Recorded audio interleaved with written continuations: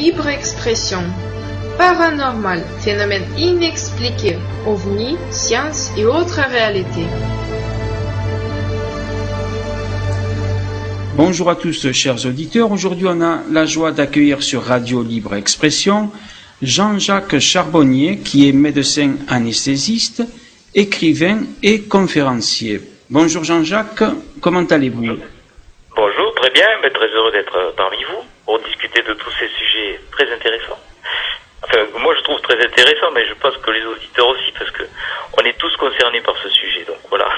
Évidemment, Jean-Jacques, c'est tout à fait un sujet qui est un des sujets les plus importants, parce que les questions qui se posent depuis les philosophes de la Grèce antique, c'est-à-dire de se connaître soi-même et de savoir à quoi sert la vie et à quoi sert la mort aussi.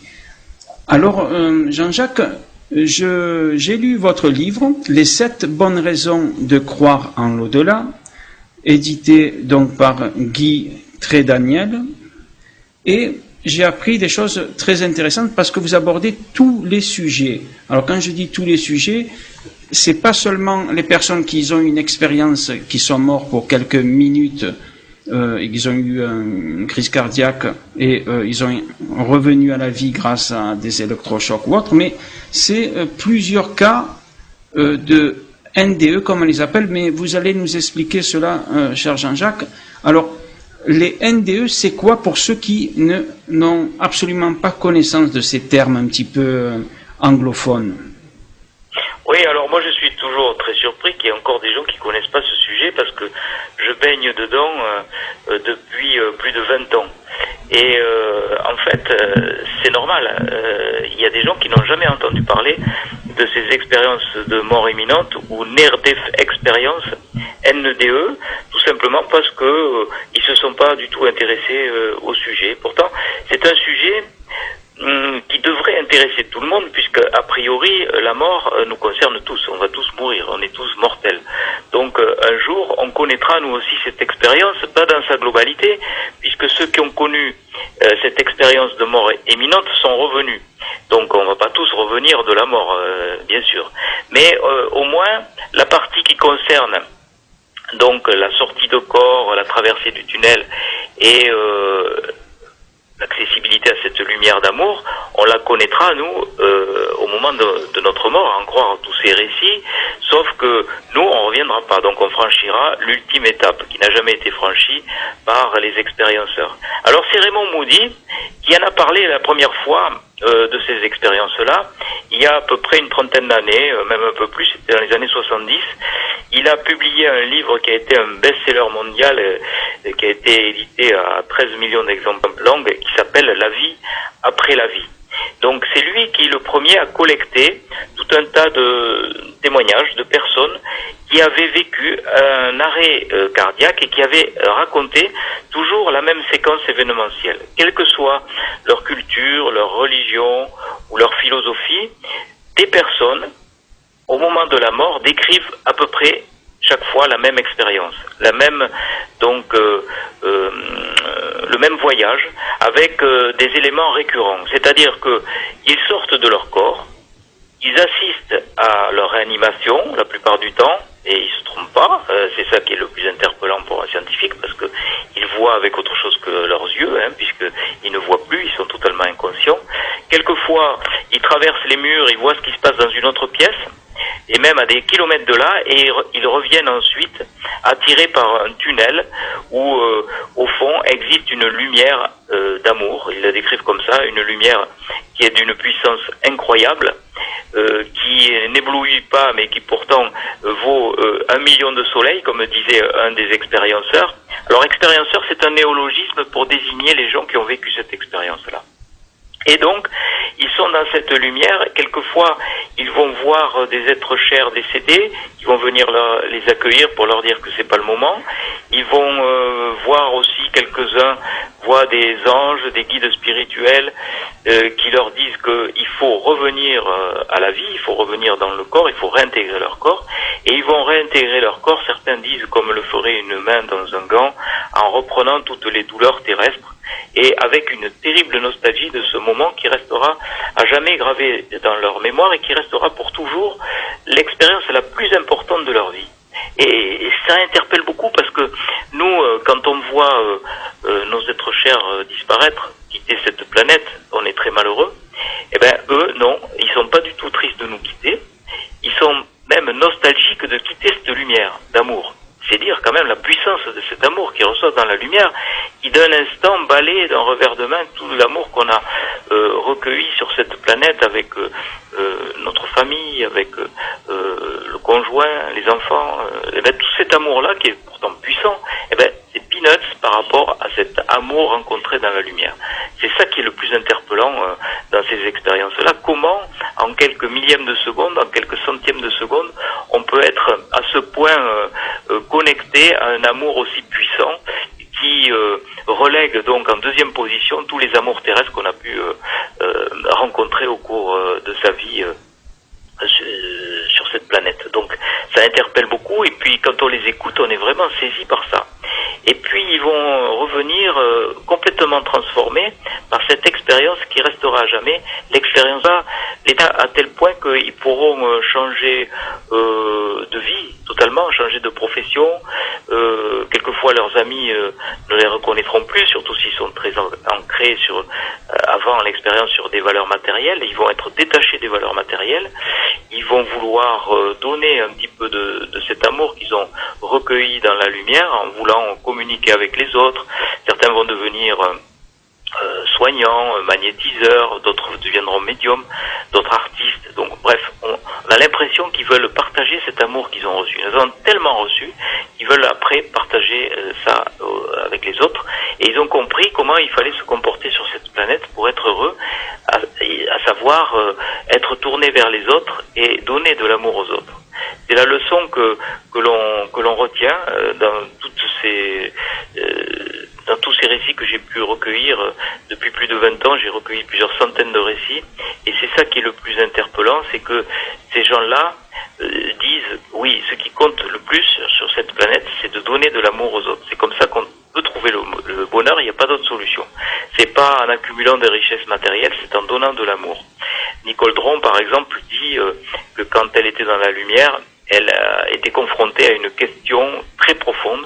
On lui aurait dit qu'as-tu fait de ta vie, qu'as-tu fait pour les autres? Et ça, c'est marquant. Ces gens qui ont vécu ça, ces expérienceurs sont transformés, et c'est un vrai bonheur de les écouter parce qu'ils nous donnent des leçons de vie incroyables.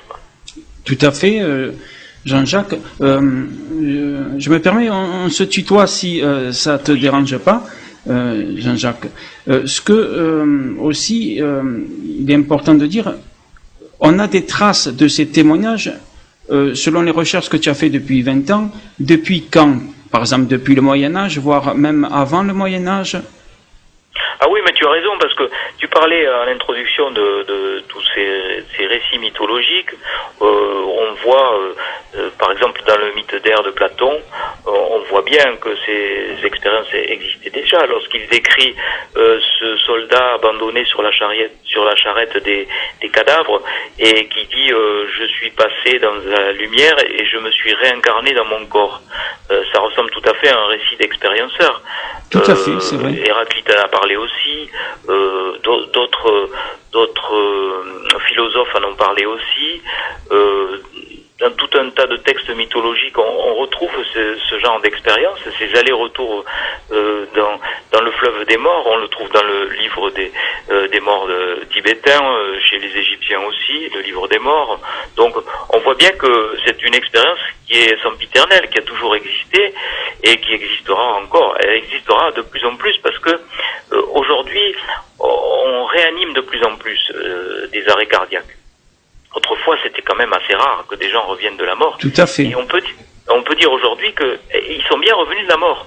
C'est ça qui est interpellant. Parce que il faut dire que lorsque le cœur s'arrête de battre, lors du dernier battement cardiaque, dans les 15 secondes qui suivent, on a pu mesurer qu'on avait une mort clinique, c'est-à-dire qu'il n'y avait plus aucune activité cérébrale décelable au niveau de l'électroencéphalogramme dans les 15 secondes.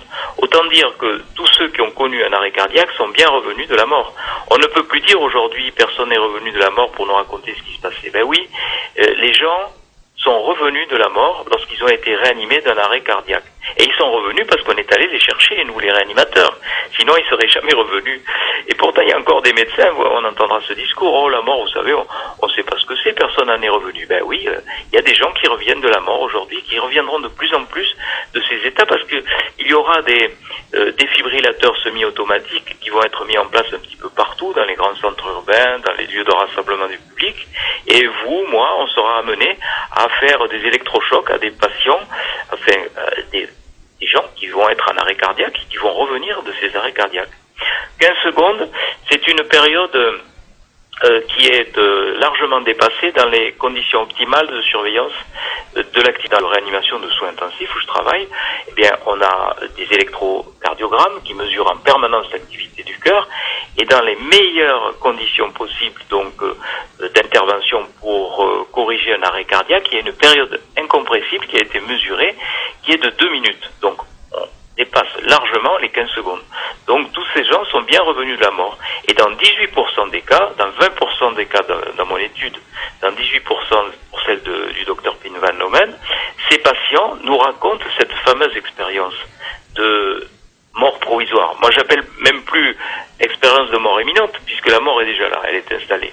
Donc ce sont des expériences de mort provisoire, et ces gens nous racontent à peu près la même chose. Alors, ils vont pas le raconter de la même façon, en fonction de leur vécu, en fonction de leur culture.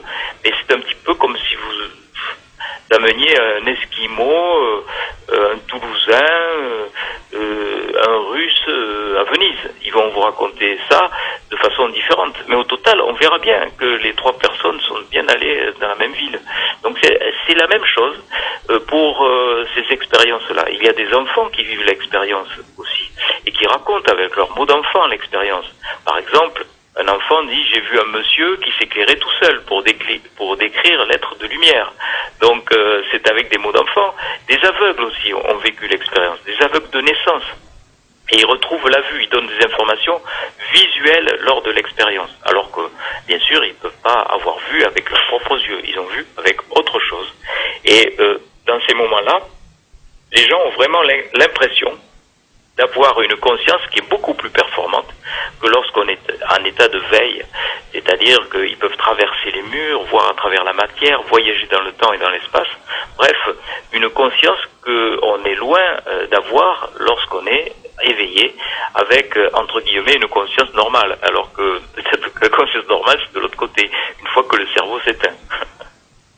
Oui, Jean-Jacques, est-ce qu'on peut dire, parce que toujours, évidemment, on met l'être humain au sommet, j'allais dire, de la pyramide de toutes les espèces, de toutes les formes de vie, mais est-ce qu'on peut dire que des personnes, parce que j'ai entendu des témoignages, que des personnes qui ont vécu ces expériences, qui étaient dans une autre dimension, ils pouvaient communiquer avec des arbres, ils voyaient des arbres, des couleurs dans un autre espace-temps, et ils disaient que l'arbre, il pouvait communiquer avec la personne. Est-ce qu'on peut dire que les animaux, par exemple, vivent ce genre d'expérience à leur manière à eux, évidemment? Oui, moi je crois. Alors bon, j'explique un petit peu tout ça avec une théorie qui vaut ce qu'elle vaut, mais qui a le mérite d'englober ces expériences dans la connaissance scientifique avec tout un tas de phénomènes connexes, comme la télépathie, comme la médiumnité, c'est-à-dire, je pense que nous avons un cerveau qui fonctionne en fait comme un émetteur-récepteur d'informations. Nous avons en gros 2 formes de conscience. Nous, on a tendance à dire que la conscience, c'est quoi? C'est avoir la perception de soi-même et de son environnement, mais en fonction de nos 5 sens, c'est tout.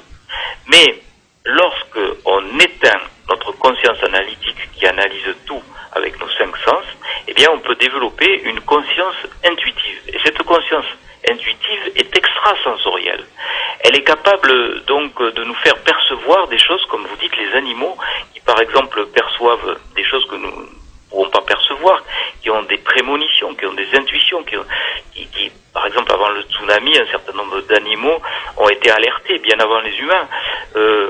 Shedrack a fait des études sur les fonctions cognitives et télépathiques des chiens qui percevaient la volonté de leur maître de rentrer à la maison, et ils le percevaient en ayant une attitude bien particulière dès que le maître décidait de rentrer à la maison, par exemple. C'est un exemple parmi tant d'autres. Donc si notre cerveau fonctionnait comme un émetteur-récepteur d'informations, de conscience, ça expliquerait à la fois que dans la fonction de récepteur, on est capable d'avoir des intuitions, des prémonitions, des visualisations artistiques, et aussi d'émettre des informations vers d'autres émetteurs-récepteurs cérébraux dans la télépathie. Et puis ça expliquerait aussi que lorsque notre cerveau s'éteint, eh bien la conscience continue, ce qui prouve bien que la conscience ne serait pas fabriquée par le cerveau. Selon la théorie matérialiste, c'est ça, les matérialistes pensent que le cerveau est une glande qui sécrète de la conscience. Eh bien, nous serions peut-être capables, lorsque notre cerveau s'éteint, d'avoir encore notre conscience. Enfin, c'est pas peut-être, c'est sûr, puisque on a tous ces témoignages. Et c'est un petit peu comme un poste de radio, de télévision. Lorsqu'on l'éteint, eh ben le programme continue. Le programme ne sort pas du poste de télévision, du poste de radio. Il n'est pas fabriqué par les postes que nous avons sous les yeux. Les émissions sont véhiculées et arrivent sur ces récepteurs pour nous restituer des informations.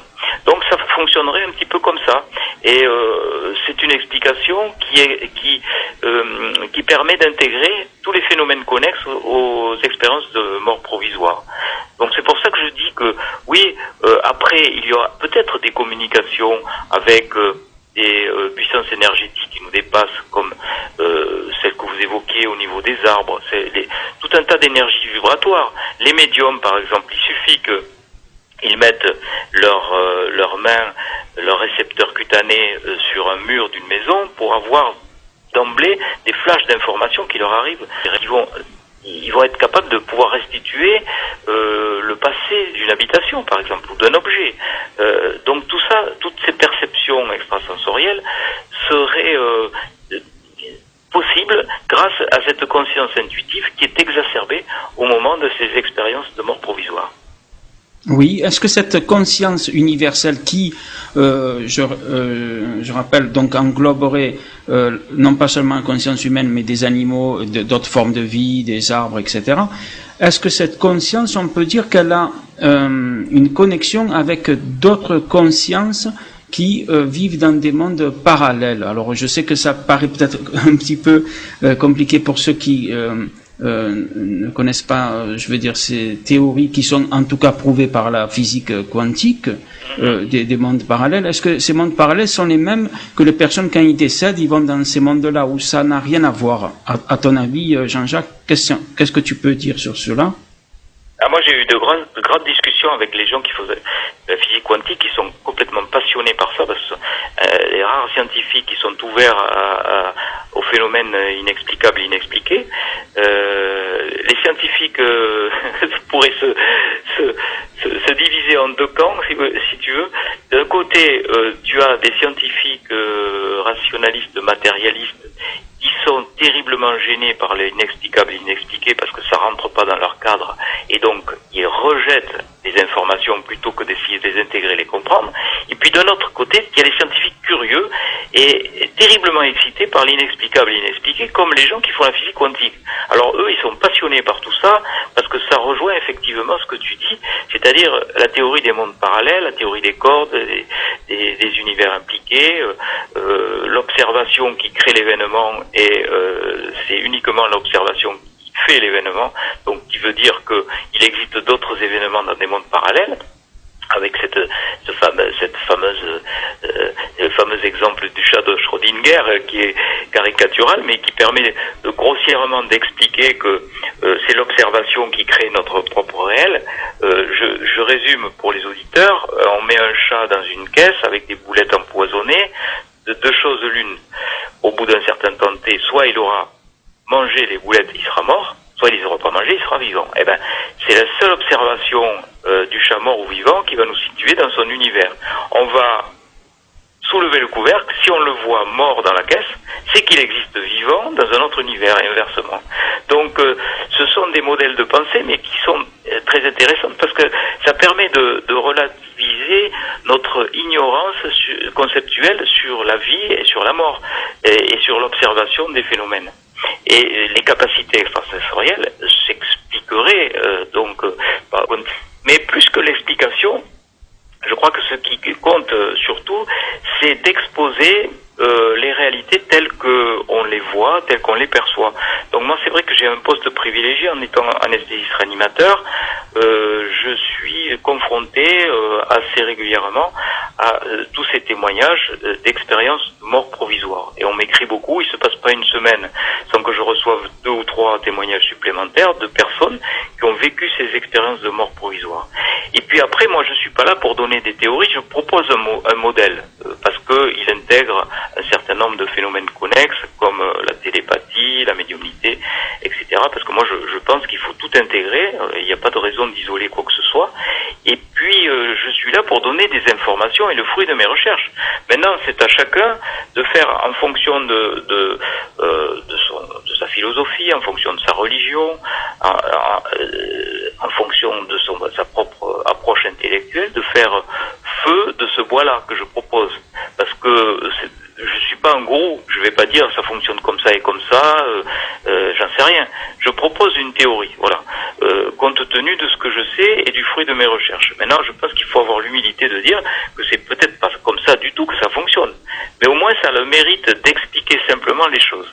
Je pense que cette théorie du cerveau émetteur-récepteur de conscience, ça permet d'expliquer beaucoup de choses. Bon, mais je crois que la science devrait avancer comme ça. On propose une théorie qui englobe toute la phénoménologie jusqu'à ce qu'un autre phénomène vienne mettre à mal cette théorie. Voilà. Et on avance comme ça. Mais on ne doit pas, je crois que si on est un scientifique honnête, on ne doit pas rejeter les phénomènes qu'on n'explique pas. C'est pas parce qu'on n'explique pas un phénomène que le phénomène n'existe pas.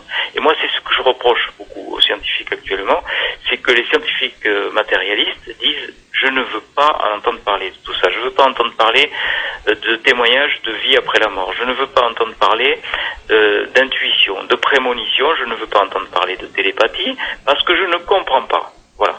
Et donc non, je suis pas d'accord avec ça. On doit essayer, on doit avoir d'abord l'humilité de dire qu'on n'explique pas tout, qu'on ne comprend pas tout, et puis essayer de comprendre en proposant quelque chose. Voilà. Oui, tout à fait. Jean-Jacques, toi qui côtoies des personnes des fois qui sont entre la vie et la mort, j'allais dire qui peuvent partir dans quelques jours, ceux qui ont peur de la mort, comment toi tu peux les encourager? Par exemple, ils sont ancrés dans des religions, aussi bien l'islam ou le catholicisme ou d'autres religions qui souvent culpabilisent et donnent des notions de peur sur l'au-delà, du jugement, etc. Comment toi tu peux les réconforter? Tu sais, moi je fais ce que je peux. Hein. Je fais de mon mieux. Je dis pas que ce que je fais c'est ce qu'il faut faire. Mais je crois que la meilleure façon de se comporter face à ces situations-là, c'est d'être présent et pas forcément de dire quelque chose, d'être auprès des mourants. C'est très important. Alors moi, en tant que réanimateur, je suis pas souvent près des mourants parce que c'est surtout les infirmières qui sont là, donc présents auprès du patient au moment de la mort. Là, les réanimations, c'est l'endroit où on meurt le plus. C'est vrai qu'il y a beaucoup de décès. Et c'est aussi la façon la plus aseptisée de mourir, parce que maintenant il y a un tel rejet, un tel tabou de la mort que dès qu'une personne va mourir dans un hôpital par exemple, dans une chambre, qu'est-ce qu'on fait? On le met en réanimation, on l'endort, on le met sous respirateur jusqu'à ce que le cœur s'arrête de battre, voilà. Parce que tout simplement on n'accepte plus cette image de la mort. C'est très rare que les familles acceptent qu'un patient en fin de vie, même un vieux grand-père de plus de 90 ans, finisse ses jours dans son lit, dans sa chambre à la maison. C'est très très très rare. Il y a tout ce côté humain qui a complètement disparu. Alors, en ce qui concerne les religions, moi je pense que les religions sont des excellents outils pour exercer la spiritualité, lorsque c'est fait avec sincérité, mais c'est aussi source de, quelquefois, lorsque c'est mal interprété, ça peut être source de violence, et on a vu toutes ces guerres de religion, toute cette violence autour des religions, lorsqu'elles étaient mal comprises, et cette intolérance. Donc, on peut être dans la spiritualité sans être religieux. On n'a pas besoin forcément d'une religion, mais on peut être aussi religieux sans être spirituel. Les gens qui font des actes terroristes, ça n'a rien de spirituel. Pourtant, ils se revendiquent comme étant des religieux. Il n'y a pas de hiérarchie, il n'y a pas de règles sociales, il n'y a pas de sanctions disciplinaires dans la spiritualité. Être dans la spiritualité, c'est être en accord avec les forces cosmiques et telluriques, c'est être dans l'amour. Voilà ce que c'est que la spiritualité. Mais la religion, ça peut être un très bon outil pour exercer la spiritualité. Il ne faut pas non plus rejeter les religions. Ça peut être d'une aide précieuse au moment de la mort, la religion. Si c'était exercer sa religion avec toute sa foi et son cœur et son âme, c'est un outil formidable. Mais au moment de la mort, et j'ai remarqué, et j'en parle dans ce livre, je donne un certain nombre de réflexions de patients qui sont au seuil de la mort. Il arrive très souvent qu'il y ait des perceptions visuelles, auditives, des gens qui voient au pied de leur lit surgir chez l'autre côté, des visualisations de paysages magnifiques. Et puis il y a, dans la grande majorité des cas, c'est ce que j'ai marqué, j'ai même marqué une sorte de pourcentage en fonction du vécu de ces patients. Dans la majorité des cas, les gens n'ont pas peur au moment de la mort. Alors, est-ce qu'il y a une libération d'endorphines? On pourrait le dire comme ça, ces fameuses hormones que l'on a tous, qui en période de stress très important sont libérées pour donner une espèce d'état euphorisant. Et donc, les gens ont une sorte d'apaisement au moment de la mort. Et je me souviens cette réflexion que j'ai rapportée dans mon livre de ce patient qui, à quelques minutes de mourir, me dit: docteur, vous savez, toute ma vie, j'ai eu peur de mourir. Ça m'a empoisonné ma vie, parce que toute ma vie, j'avais peur de la mort. Et maintenant que je sais que je vais mourir, que je suis à quelques minutes de l'échéance, j'ai plus du tout peur. Je suis même impatient de retrouver Dieu, d'aller retrouver Dieu. Donc, c'est vrai que tous ces discours de gens qui vont mourir sont assez encourageants, je pourrais dire, pour nous tous vivants encore, parce que on se dit, ben oui, au moment de la mort, on va être sûrement comme ces gens-là, on va être dans une espèce d'attente, de quiétude bienveillante. C'est très rare que des gens vivent très mal leur mort. J'ai beaucoup de témoignages qui me sont revenus dans ce sens-là. C'est pour ça que je pense que réhumaniser la mort, avoir la possibilité d'avoir un ancêtre qui va mourir chez soi dans sa chambre, c'est une expérience enrichissante pour tout le monde, aussi bien pour celui qui part, qui ne sera pas seul, que pour ceux qui accompagnent. Ceux qui ont accompagné n'ont jamais été déçus. C'est très rare que quelqu'un me dise: si j'avais su, j'aurais pas fait ce geste, j'aurais laissé en réanimation chez vous. Non. La plupart du temps, ces gens qui pensaient ne pas avoir le courage d'accompagner leur mort jusqu'à la fin, ont eu ce courage-là et l'ont même dépassé et été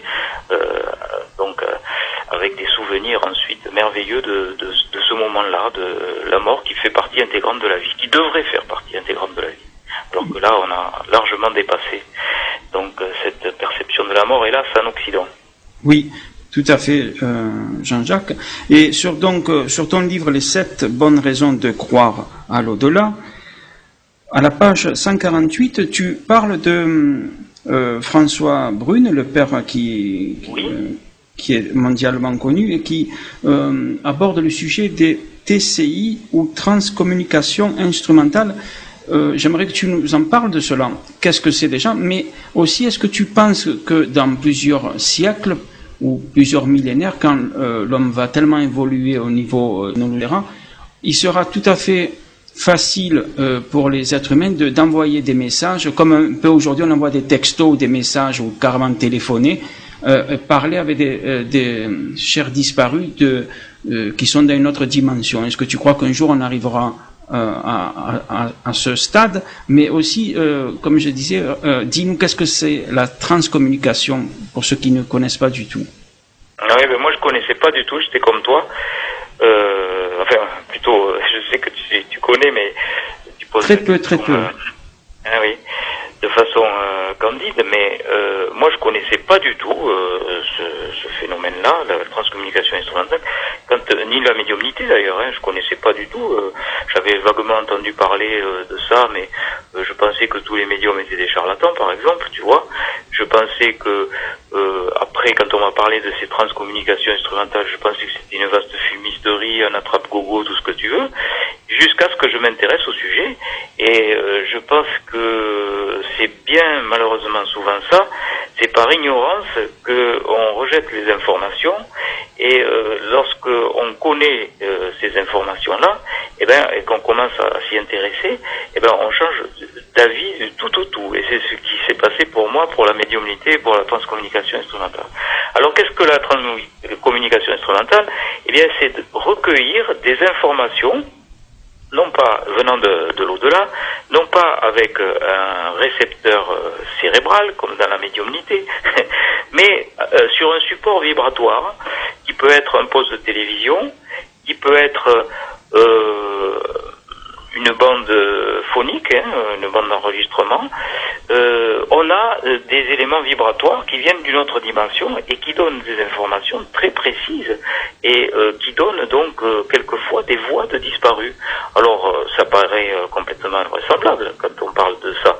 Un scientifique qui n'est pas du tout rompu à ce genre de communication, il va vous prendre pour un fou, quoi. Il va vous prendre pour un farfelu. Moi j'en ai parlé déjà à des gens qui n'étaient pas du tout, qui connaissaient pas du tout le sujet. Oui, tout à fait, c'est pas facile. Et c'est encore pire que de parler d'expérience de mort provisoire, ça. Donc, c'est parce que ça voudrait dire que les entités qui sont de l'autre côté seraient capables de parler, de nous parler et de nous adresser des messages. Mais là, avec des preuves matérielles. Et il y a des études qui ont été faites dessus, des voix enregistrées qui correspondaient à plus de 90% aux voix qui étaient enregistrées du vivant du sujet décédé. Donc le sujet décédé a envoyé des messages par transcommunication instrumentale, et on compare ces enregistrements à des vivants, et c'est le laboratoire électroacoustique de Bologne en particulier qui a fait cette étude scientifique, qui a mesuré qu'il y avait une corrélation à plus de 90%, avec des messages qui sont enregistrés donc sur des bandes magnétiques à différentes vitesses de défilement. On a des messages différents, et on a même des messages dans un sens de déroulement de la bande et dans l'autre sens aussi. Donc aucun logiciel au monde est capable de faire cette prouesse. Alors c'est complètement inexplicable. Et comment fait-on en pratique? Il suffit d'avoir un bruit de fond, et ça peut être donc des ondes brouillées. On met un poste de transistor entre deux radios par exemple, où on fait couler de l'eau, où on a un papier froissé, et on enregistre ce bruit en posant des questions dans le recueillement, dans la prière, pour appeler les entités qui sont de l'autre côté, et on pose des questions, et on a les réponses aux questions. En faisant défiler la bande. Bon, moi je connaissais le principe, j'avais déjà écouté des enregistrements sur des sites internet qui sont des sites dédiés donc à ces études. Ça m'avait pas convaincu, franchement.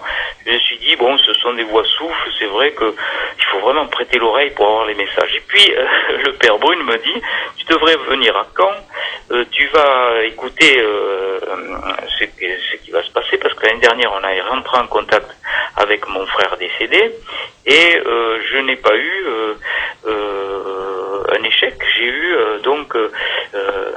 des enregistrements de voix de mon frère avec les réponses aux questions que j'avais posées. Et là, j'ai dit, écoute François, je peux pas venir parce que j'ai déjà un billet d'avion électronique, je dois partir, je devais faire une conférence ailleurs, etc. Bon, j'étais désolé, mais je pouvais pas. Et la nuit suivante, ça c'est encore plus invraisemblable, encore la nuit suivante, en pleine nuit, j'ai la lumière de ma chambre qui s'est allumée 3 reprises, Mon épouse a été réveillée par cette alerte lumineuse et j'ai entendu « va à Caen ». Alors, bon, va à Caen, il n'y a que moi qui l'ai entendu, mon épouse non, elle a été réveillée par la lumière. Mais... Donc, là, inutile de dire que j'ai perdu mon billet électronique d'avion et je suis allé à Caen, parce que là, je ne pouvais pas faire autrement. Et donc, on a eu à Caen, avec les gens qui étaient là, la démonstration, mais alors, je sais pas, il faut vraiment faire de la dissonance cognitive pour ne pas accepter l'expérience, que la TCI existait bien. On a posé des questions donc aux frères de François Brune, je raconte dans le livre comment ça s'est passé, et on a eu à toutes les questions qu'on posait. C'est quand même ahurissant ça. On avait des questions très précises et des réponses très précises qui correspondaient aux questions. Alors vraiment, quand on vit ça, on se dit mais bon, on comprend pas comment ça marche, mais bon, ça existe quand même. Alors comment c'est possible? Supercherie, je vois mal comment on peut faire une supercherie comme ça. Quand on connaît le père Brune aussi, on sait bien que c'est un homme tout à fait intègre et incapable de faire la moindre chose dans ce sens. Et on a ça, quoi. On a ces résultats-là, quoi. Ils sont complètement époustouflants, avec des réponses qui sont saisissantes. La toute dernière question posée par le père Brune, il dit à son frère, est-ce que tu bois toujours ton petit verre de whisky de l'autre côté? Et la réponse c'est non, la bouteille. Alors vous voyez, l'humour existe encore de l'autre côté. Oui, tout à fait. Ça c'est incroyable. Non mais on ressort d'une expérience comme ça, on est complètement bouleversé, quoi, parce que ça remet en cause bien des choses. Et c'est peut-être la TCI, c'est peut-être, je dirais, le phénomène de l'au-delà qui est le plus contesté, parce que là, on a des preuves matérielles. On a de l'enregistrement, on a, je veux dire, des choses bien concrètes. Encore que la médiumnité, etc., ce sont des récits. Même quand on a des signes de reconnaissance très précis, on ne peut pas nier non plus, mais c'est pas aussi flagrant que la TCI. La TCI, vous avez vraiment des réponses, vous avez vraiment des entités qui s'expriment, quoi, et qui vous parlent. Donc ça, c'est quand même saisissant. Et moi, je dis que tous les gens qui sont sceptiques là-dessus, et tous les détracteurs, d'assister au moins une fois dans leur vie à une séance, pas d'écouter sur Internet, donc sur des sites spécialisés, des enregistrements, mais de participer à une séance avec des gens qui ont l'habitude d'en faire. Et là, vous allez voir que votre opinion va changer du tout au tout, parce que moi, j'étais très très sceptique sur la TCI. J'avais écouté ces enregistrements, j'avais lu Les Morts nous parlent du père Brune, bien sûr, mais je me disais quand même, c'est un peu gros tout ça. Et puis finalement, c'est pas choquant, parce que avec cette théorie que je propose du cerveau émetteur-récepteur de conscience, cerveau récepteur d'informations, récepteur de messages qui viendraient de l'au-delà, d'une autre dimension, pour nous donner des informations. Que ces informations arrivent sur un récepteur cérébral ou sur un support énergétique, vibratoire, finalement ça revient au même, c'est dans la même logique. Que ce soit un médium qui perçoive des entités par clairaudience, par clairvoyance, ou par clairsentence aussi. Il y a des gens qui se font toujours, ou par clair olfaction. Il y a des médiums qui reçoivent des informations au niveau des odeurs, par exemple, des odeurs de tabac ou des odeurs d'eau de toilette. Et bien tout ça, ça rejoint la même logique. Ça rejoint une logique comme quoi la vie continue de l'autre côté et nous sommes capables, une fois que nous sommes de l'autre côté, de communiquer un certain nombre d'informations à ceux qui continuent à vivre ici et maintenant. Et ça, c'est quand même un message d'espoir formidable. Oui, c'est vrai, Jean-Jacques. Et pour les siècles à venir, comment tu vois les choses? Est-ce que ça sera possible à tout un chacun de communiquer avec, comme je disais tout à l'heure, avec les personnes disparues? Ça sera facile, ça sera plus du paranormal, mais tout à fait quelque chose de banal, quoi. Ben, c'est en train de devenir, tu sais. Moi, je vois en 20 ans, quand je commençais à m'intéresser à tous ces phénomènes-là, on se moquait de ça. C'était ça. C'est d'ailleurs l'aphorisme de Schopenhauer qui dit toute grande idée est d'abord sévèrement moquée, c'était le cas avant, puis violemment combattue, avant d'être adoptée comme étant une vérité. En gros, c'est ça. Ben, c'est ce qui se passe exactement pour la vie après la mort. Je crois que c'est en train de devenir une vérité. Une étude statistique a montré que en 26 ans, il y a eu 4% de mieux dans cette évolution-là. C'est-à-dire qu'il y avait avant 35% des personnes interrogées qui pensaient qu'il y avait un au-delà et que la vie après la mort existait. Ensuite, il y a eu 39%, c'est pas beaucoup, 4% de plus en toutes ces années, en 26 ans, de gens qui pensaient qu'il y avait bien un au-delà et une vie après la vie.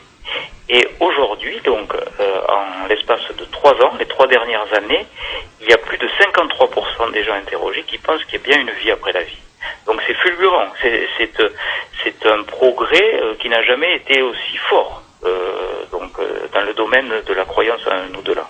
Et ça va s'accélérer. Je pense que cette année 2012 va être une année charnière. On dit que c'est la fin d'un monde, ça sera sûrement la fin d'un monde, la fin d'un monde matérialiste et le début d'une certaine spiritualité. On voit bien, toutes les valeurs matérielles occidentales sont en train de s'effondrer au bénéfice de l'émanence d'une certaine spiritualité qui devient logique.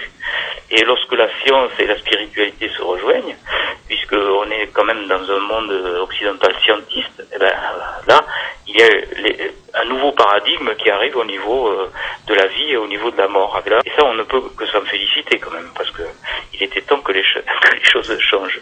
Oui, tout à fait, c'est vrai, Jean-Jacques. Et aussi, qu'est-ce que tu parles dans ton livre, excuse-moi, tu dis des personnes qui ont vécu des NDE, EMI, enfin, expériences proches de la mort, mais qui ont vécu des choses difficiles. Alors, ils ont vu des choses pas agréables, ils n'ont pas vu cette lumière ou ce tunnel, et toi, tu penserais que ces personnes, c'est pas parce qu'ils sont, entre guillemets, négatives ou méchantes, entre guillemets, bien sûr, mais c'est peut-être parce que leur état d'esprit sur le moment, il était différent de la normale et donc ils ont vécu cela. Qu'est-ce que tu peux nous dire des personnes qui ont vécu des NDE négatives?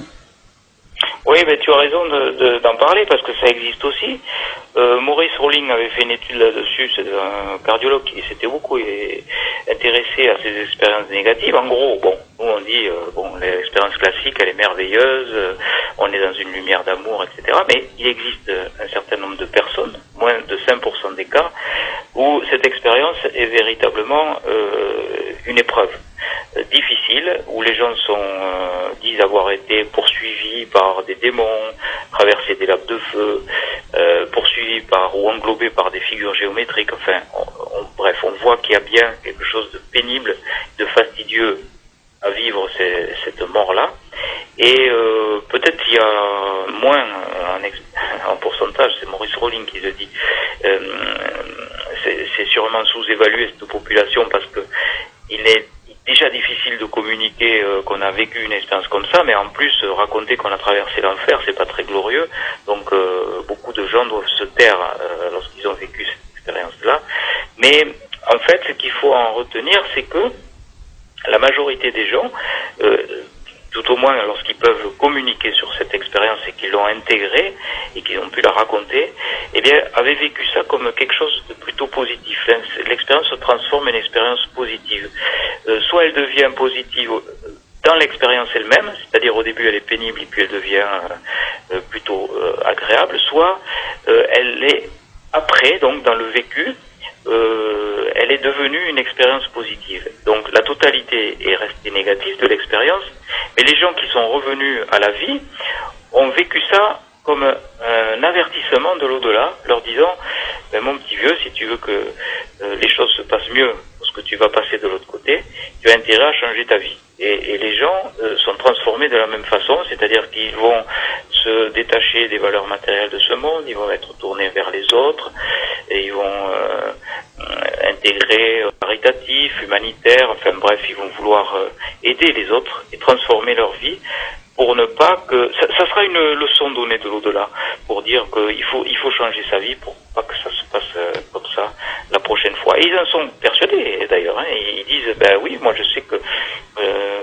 la prochaine fois, étant donné que j'ai changé ma vie, ça se passera pas du tout comme ça. Et ils n'ont pas peur de la mort non plus, même lorsqu'ils ont vécu cette expérience qui était pourtant négative. Oui, tout à fait. C'est quand même une expérience positive. Mais c'est vrai que, comme tu disais, il y a plusieurs expériences, ils voient des choses terribles, et d'un coup, ils voient des choses agréables. Et moi, je me posais la question, est-ce que ces personnes, c'est comme dans les rêves des fois, par exemple, on rêve de quelque chose, Jean-Jacques, et d'un coup, la sonnerie, le matin, va sonner le facteur, et nous, on est en train de dormir, un exemple. Et nous, dans notre rêve, il va être modifié subitement, parce que on a entendu ce bruit, donc on va rêver, par exemple, qu'un vélo il est en train de klaxonner devant nous, et en fait c'est la sonnerie donc de la porte. Est-ce que ces personnes, c'est eux qui, comment dirais-je, qui modifient selon leur état d'esprit, selon leur conscience présente, qui peut après s'améliorer évidemment. Est-ce que c'est eux qui modifient toutes les images qu'ils voient, parce qu'ils voient des images selon leur conviction personnelle. On est d'accord, comme tu as dit dans ton livre, que des personnes qui sont musulmanes, ils voient le prophète Mahomet, des personnes qui sont chrétiennes, ils vont voir Jésus-Christ, et donc il y a quand même une part de vision qui est créée aussi, peut-être, je dis, peut-être par la personne. Qu'est-ce que tu en penses? Oui, moi je crois que tu as raison, hein. C'est d'abord notre propre psyché, c'est d'abord notre propre vécu, notre propre histoire qui fait que nous sommes ce que nous sommes. Et on peut basculer après l'expérience dans quelque chose de positif, ou au cours de l'expérience négative devenir brutalement positive, parce que c'est une prise de conscience transcendantale qui s'est opérée du fait même de l'expérience, du fait même de ce vécu-là. On a basculé et on a enfin compris que de l'autre côté, il y avait aussi une évolution à faire et que cette évolution était déterminée par notre libre arbitre qui existe partout. Notre libre arbitre existe, Dieu merci, c'est un jeu de mots, mais quand nous sommes sur cette planète, mais existe aussi lorsque nous progressons de l'autre côté.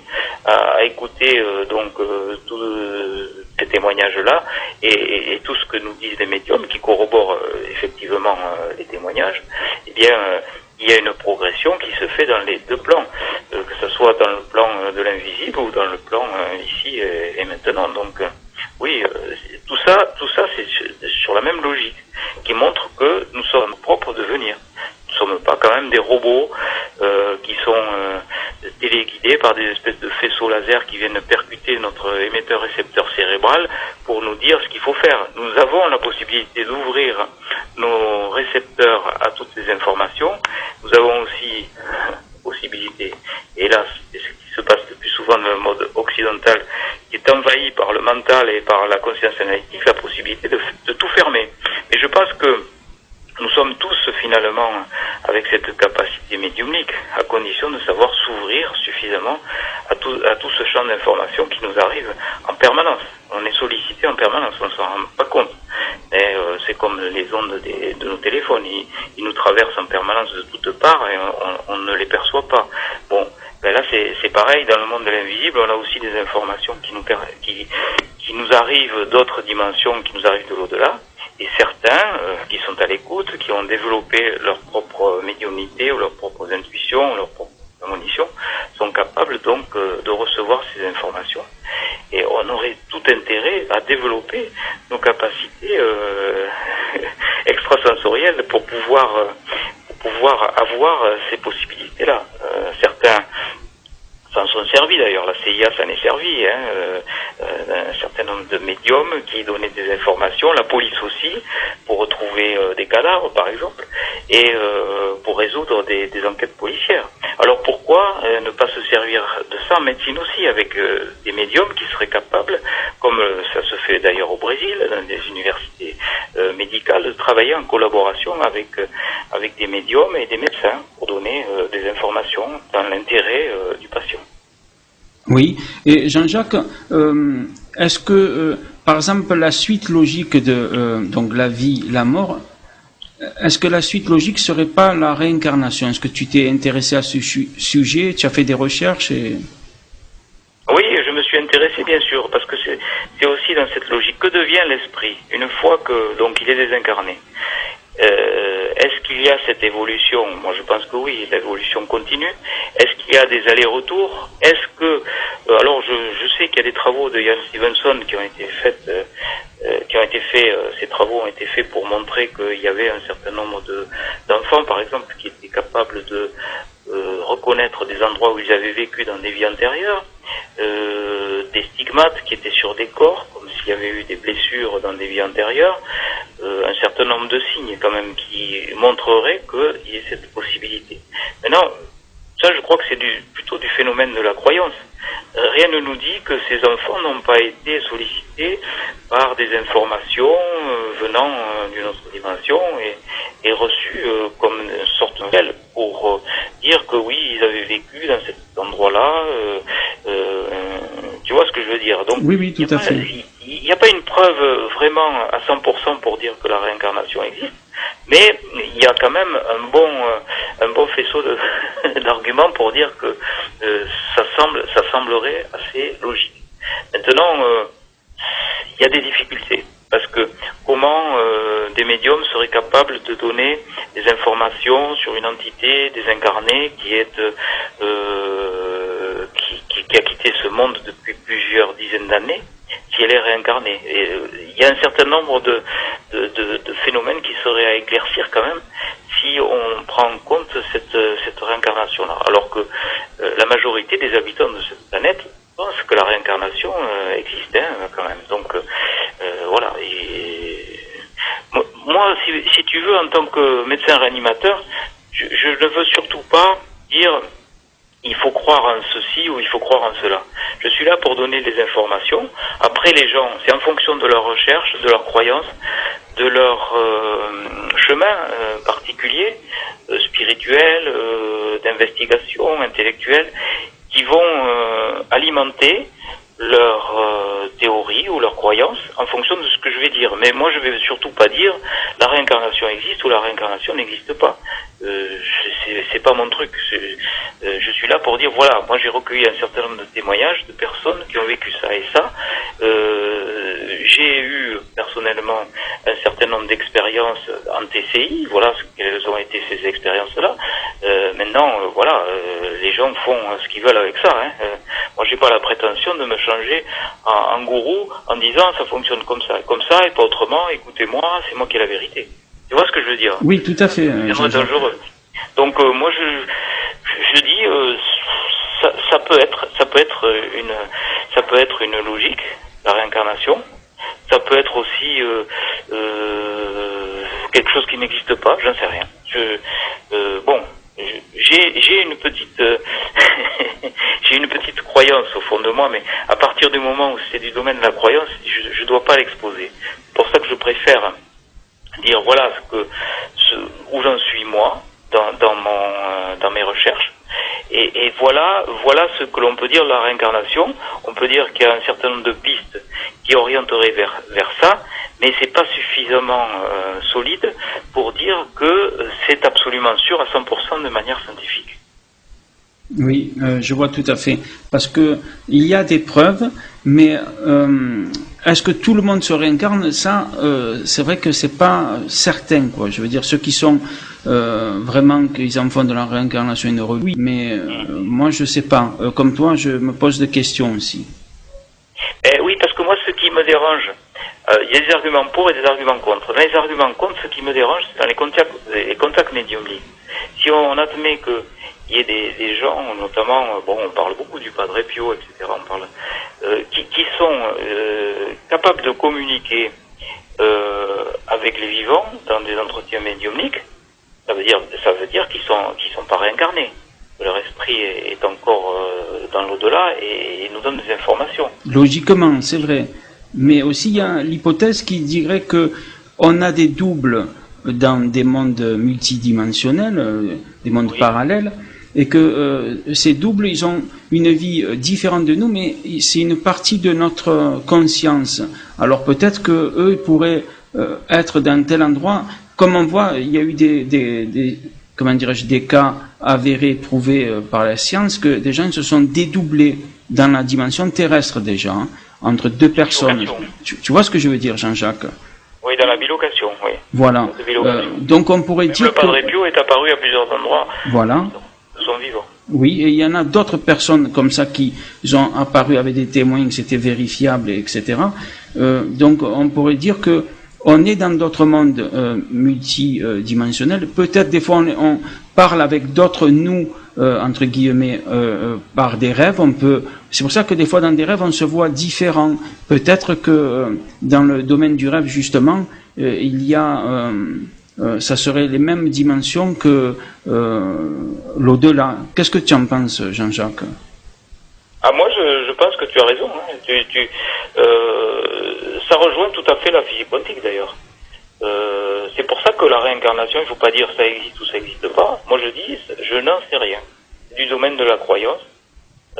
Après, il y a une logique dans la réincarnation. Je reconnais qu'il y a une logique dans les progressions au fil des vies, fonction des karmas, les évolutions karmiques. C'est très séduisant pour l'esprit tout ça.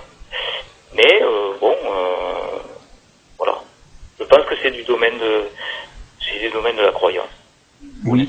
Et le prochain livre, donc le dernier livre, je rappelle aux auditeurs que tu as écrit, c'est Les 7 bonnes raisons de croire en l'au-delà, par l'éditeur Guy Trédaniel. Le prochain livre, c'est sur quel sujet? Évidemment sur la vie après la mort, mais sur d'autres domaines un peu particuliers qu'on n'a pas parlé à l'antenne, Jean-Jacques? Ah oui, j'ai deux projets. J'ai un projet qui s'appelle Les secrets du bonheur en fonction des travaux et des recherches sur les NDE. Donc celui-là est bien entamé. Et puis j'ai aussi un autre projet que j'ai déclenché cet hiver avec le hasard n'existe pas, avec une rencontrée qui est parraine de la DMD, Association du droit de mourir dans la dignité, et qui m'a invité en Guadeloupe pour faire une série de conférences sur les NDE. Et elle a fait un travail sur l'euthanasie. Alors je crois que l'euthanasie est un sujet brûlant, politique. D'ailleurs, dans nos politiques, certaines de nos politiques en parlent dans la campagne électorale présidentielle, c'est dire que quand même c'est un sujet brûlant et on se pose beaucoup de questions éthiques par rapport à ça. Regard croisé, à travers le point commun des deux phénomènes, deux phénomènes sociologiques, c'est l'euthanasie et l'NDE. Les points communs, c'est quand même la mort et la prise en charge de la mort, avec par exemple des projets d'intégration, de récits de gens qui ont vécu ces expériences de mort provisoire dans les unités de soins palliatifs, à but thérapeutique par rapport aux angoisses de la mort, par exemple. Enfin, il y a beaucoup de... On se rend pas compte comme ça en disant euthanasie, NDE ou expérience de mort provisoire, on se dit mais il n'y a aucun rapport. Et pourtant, oui, on a réfléchi avec Annie Babou qui vit en Guadeloupe et qui toute sa vie fait partie de cette association pour essayer d'améliorer les choses sur la fin de vie. Et avec toutes les questions délicates au sujet, donc que faut-il faire? Est-ce qu'il faut être actif? Est-ce qu'il faut être passif? Est-ce qu'il faut aider les gens? Et qu'est-ce que ça veut dire aider les gens? De quelle façon on peut intégrer la mort dans nos sociétés? Donc tout ça, ce sont des choses qui sont passionnantes et qui vont traverser bien des passions, parce que ça touche aux politiques, ça touche aux religions, ça touche à la philosophie, ça touche à toutes nos sensibilités. Ça sera une discussion. Moi, je ne fais pas du tout partie de la DMD, mais ça sera une discussion entre nous deux, avec quelquefois des oppositions sur bien des sujets. Donc, je pense que ça va être intéressant ce travail qu'on a fait, qu'on commence à faire. Donc, ça va être un dialogue entre elle et moi, avec l'éclairage d'un certain nombre de gens concernés, des gens qui qui se sont penchés sur le sujet, des intellectuels, des politiques, des gens qui font partie de la DMD, comme il y a des gens qui sont bien marqués sur ce ce sujet, comme Laurent Fabius, enfin il y a tout un tas de gens connus qui vont répondre à un questionnaire qu'on va leur soumettre, qui vont leur demander que pensez-vous de l'euthanasie, que pensez-vous du suicide assisté, que pensez-vous des espérances de mort imminente, avez-vous déjà entendu parler de tous ces phénomènes, comment ils les perçoivent, ça va être intéressant. Par exemple, de savoir ce que pense un expérienceur sur l'euthanasie. Ça va être intéressant. On risque d'avoir des surprises. On a entamé une étude là-dessus. On risque d'avoir des surprises. On pense qu'a priori, de l'autre côté, c'est pas tout à fait bien vu de prendre en charge les fins de vie d'une façon active, par exemple. On peut imaginer. Ah d'accord, je vois ce que tu veux dire, oui. Et puis on peut avoir, oui, parce qu'il y a aussi tous les dogmes religieux qui viennent se greffer là-dessus. Oui, la conscience, enfin oui, beaucoup de choses qui pourraient être un interdit, quoi, si on peut dire ça comme ça. C'est un sujet sensible, et comme tous les sujets sensibles, ils deviennent vite passionnants et passionnés. Et je crois que ce dialogue entre elle et moi, ça va être intéressant, parce que ça concerne tout le monde aussi. Puis, tout le monde va pouvoir participer, puisqu'on a lancé un grand questionnaire, donc on peut voir ce questionnaire sur mon site. Les gens qui sont intéressés peuvent se rendre sur mon site, donc c'est www.charbonnier avec un seul n.fr, et on va sur la rubrique actualité, et en première ligne il y a si vous voulez participer à l'étude donc d'euthanasie NDE, donc il suffit de cliquer et on a l'adresse mail de Dany Babu qui recueille tous les gens qui veulent bien être soumis à ce questionnaire. Oui, très bien, c'est très intéressant, Jean-Jacques. Et c'est vrai que c'est grâce à Jean-Claude Carton, j'aimerais bien le dire aux auditeurs aussi, qui m'a dit que tu connais ton ami Jean-Claude Carton, qui m'a dit n'hésite pas, contacte Jean-Jacques Charbonnier, fais une émission avec lui et voilà, donc c'est vrai, c'est grâce à Jean-Claude. Et Jean-Claude Carton, brillantissime, tout à fait, journaliste, spécialisé dans ce phénomène-là. Exactement. Et lui qui a fait progresser considérablement les choses avec les radios dans lesquelles il passait. Radio Ici et Maintenant. Dans un premier temps, on avait fait toute une nuit avec lui. J'avais pris l'avion. J'avais fait un truc de fou là. J'avais pris l'avion de Toulouse. J'étais allé passer la nuit dans sa radio. J'avais repris l'avion le matin à la première heure de 6 heures pour aller travailler de nouveau au bloc. J'avais fait un truc de fou, mais j'étais tellement fan de ces émissions que je me suis dit, il faut absolument que je participe à sa radio Ici et Maintenant. C'était en 2005, il n'y a pas si longtemps que ça. Tout à fait, il a quitté la radio Ici et Maintenant, il est allé à Radio Enghien après. Il était allé à Radio Enghien, on avait fait... Enghien, pardon. Et maintenant, il va faire sa radio en avril 2012, donc Jean-Claude Carton va faire sa propre radio.